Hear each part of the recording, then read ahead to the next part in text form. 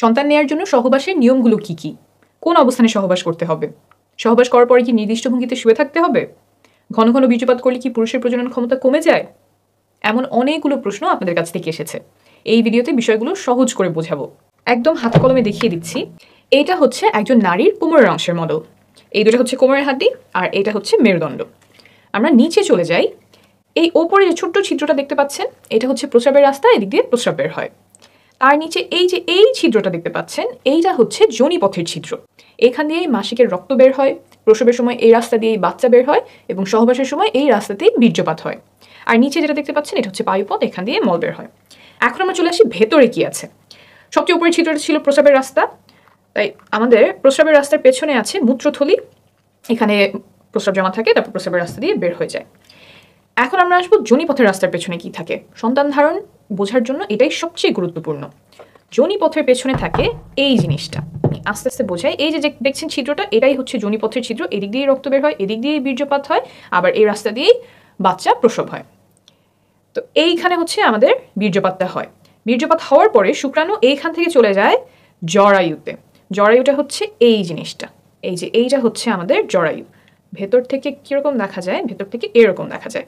আমি আরেকটা ভালো মডেলে এই যোনিপথ এবং জরায়ুটা দেখাচ্ছি। এই যে এটা একই, এই জায়গাটা, এইটা হচ্ছে আমাদের যোনিপথের ছিদ্র। এদিক দিয়ে মাসিকের রক্ত বের হবে। ভেতর থেকে যদি আসি, তাহলে এই যে এইখানে আমার যোনিপথের ছিদ্র, এইটা হচ্ছে যোনিপথ, আর এই যে এইটা হচ্ছে আমাদের জরায়ু। সহবাসের সময় এই জায়গাটাতে বীর্যপাত হয়। এইখান থেকে শুক্রাণু জরায়ুর মুখ এই পর্যন্ত পৌঁছাতে লাগে মাত্র কয়েক সেকেন্ড। এখন অনেকে আমাকে প্রশ্ন করেন যে সহবাসের পরে কতক্ষণ চিত হয়ে শুয়ে থাকতে হবে, পা উঁচু করে কতক্ষণ রাখতে হবে, কোমরের নিচে কয়টা বালিশ দিতে হবে, শুনেছি অমুক অবস্থানে সহবাস করতে হবে, কিন্তু ওই অবস্থানটা আমার কষ্টদায়ক হয়। এই যে যতগুলো কাজ বললাম, এই কাজগুলোর কোনোটা গর্ভধারণে বা সন্তান ধারণে উপকার করে এমন কোনো প্রমাণ নেই। তাই এগুলোতে যদি আপনার কষ্ট হয়, তাহলে এগুলো করার কোনো প্রয়োজন নাই। আপনার যদি ভালো লাগে তাহলে করতেই পারেন। তবে একটা কাজ আছে যেটা করলে গর্ভধারণে বা সন্তান ধারণে অনেক উপকার হয়, এটা প্রমাণিত। সেটা হলো সঠিক সময়ে সহবাস করা। সঠিক সময় বলতে এই যে এখানে যে বীর্যপাতটা হলো, তারপর শুক্রাণুর কিন্তু অনেক দূর পর্যন্ত যেতে হবে। শুধুমাত্র জরায়ুতে গেলেই হবে না, জরায়ুর পরেও আরো রাস্তা আছে, সেটা আমি দেখাচ্ছি। এই যোনিপথ পার হয়ে জরায়ু পার হয়ে নালী পর্যন্ত আসতে হয়। এই যে জরায়ুর দুই পাশে যে জিনিসটা দেখছেন, এইটাই ডিম্বাশয়। এইখানে ডিম্বাণু থাকে, তারপর ডিম ফুটে বের হয়ে নালীতে আসে। এইখানে এসে ডিম্বাণু শুক্রাণুর সাথে মিলিত হয়। অর্থাৎ শুক্রাণুর যে লম্বা পথ, যোনিপথ, তারপর জরায়ু, তারপর নালীতে আসা, এই লম্বা যাত্রায় তাকে অনেক কিছু সাহায্য করে। যোনিপথের যে স্রাব আছে, জরায়ুর যে স্রাব আছে, তারপর সংকোচন প্রসারণ, এই সব মিলে শুক্রাণুর পথটাকে সুগম করে। কিন্তু এই সুগম করার কাজ সে মাসের একটা নির্দিষ্ট সময়েই করে, যেটাকে আমরা বলি ফার্টাইল টাইম। অন্য সময়গুলোতে এই স্রাবগুলো শুক্রাণুর জন্য সহায়ক না, দরজাগুলো বন্ধ করে দেয় যাতে শুক্রাণু জায়গা মতো পৌঁছাতে পারে না। তাই এই ফার্টাইল টাইম বা সঠিক সময়, সহবাসের সঠিক সময় জানাটা খুব গুরুত্বপূর্ণ। কিছু লক্ষণ আছে যা দেখে এই সময়টা খুব ভালোভাবে চিনতে পারা যায়। এটা নিয়ে আমি আলাদা একটা ভিডিও করেছি, আপনারা চাইলে দেখে নিতে পারেন। এখন আসি এমন একটা বিষয়ে যাতে সন্তান ধারণের ক্ষমতা কমে যাওয়ার সম্ভাবনা আছে। সহবাসের সময় অনেকে পিচ্ছিল করার জন্য মুখের থুতু ব্যবহার করেন, আবার কেউ কেউ লুব্রিকেন্ট ব্যবহার করেন। ল্যাবে পরীক্ষা করে পাওয়া গেছে যে থুতু এবং কয়েক ধরনের লুব্রিকেন্ট শুক্রাণুর চলাচল ক্ষমতা কমিয়ে দেয়। তাই সাবধানতা বশত এসব পরিহার করার পরামর্শ দিচ্ছে American society for reproductive medicine. অর্থাৎ আপনি যদি থুতু ব্যবহার করেন, সেটা আপাতত বন্ধ রাখলে ভালো হবে। আর যদি লুব্রিকেন্ট ব্যবহার করতে হয়, তাহলে এই লেখাটা প্যাকেটের গায়ে দেখে কিনবেন। এসব ব্যবহার করলে যে গর্ভধারণের সম্ভাবনা বেড়ে যাবে তা কিন্তু নয়, বরং প্রয়োজন হলে ব্যবহার করতে পারেন।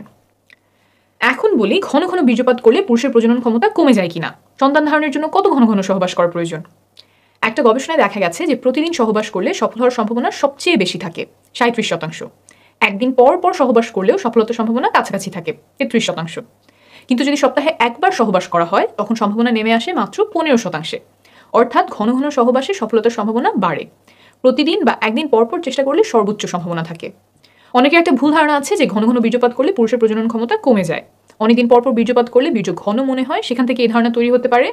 তবে প্রায় 10,000 বীর্যের স্যাম্পল নিয়ে করা একটা বড় গবেষণায় দেখা গেছে যে প্রতিদিন বীর্যপাতেও শুক্রাণুর সংখ্যা স্বাভাবিক থাকে। আমি নিচে রেফারেন্স দিয়ে দিব, আপনি নিজেই চেক করে নিতে পারবেন। মোট কথা, প্রতিদিন বা একদিন পর পর চেষ্টা করলে সর্বোচ্চ সম্ভাবনা থাকে। আর যদি ফার্টাইল উইন্ডো বা গর্ভধারণের সবচেয়ে সম্ভাবনাময় সময়টা খুঁজে বের করে তখন ঘন ঘন চেষ্টা করা যায়, তাহলে আরও ভালো। তবে সবার পক্ষে সব শিডিউল মেনে চেষ্টা করা সম্ভব নয়, অনেকের জন্য সেটা উপযুক্তও হবে না। আপনি নির্ভরযোগ্য তথ্যগুলো জেনে রাখলেন, তারপর আপনার পরিস্থিতি অনুযায়ী যেটা ভালো হয় আপনি সেভাবেই সিদ্ধান্ত নেবেন। আপনি যখন বাচ্চা নেওয়ার চেষ্টা করছেন, তখন মা ও শিশু সুস্বাস্থ্যের জন্য কিছু নিয়ম মানা আবশ্যক। যেমন ফলিক অ্যাসিড খাওয়া, যাতে করে বাচ্চার ব্রেইন আর মেরুদণ্ডে জন্মগত ত্রুটি হওয়ার ঝুঁকি কমে যায়। এসব আমি আরেকটা ভিডিওতে সহজে বুঝিয়েছি, প্রয়োজন হলে সেই ভিডিওটি দেখে নেবেন। ভালো থাকবেন, সুস্থ থাকবেন।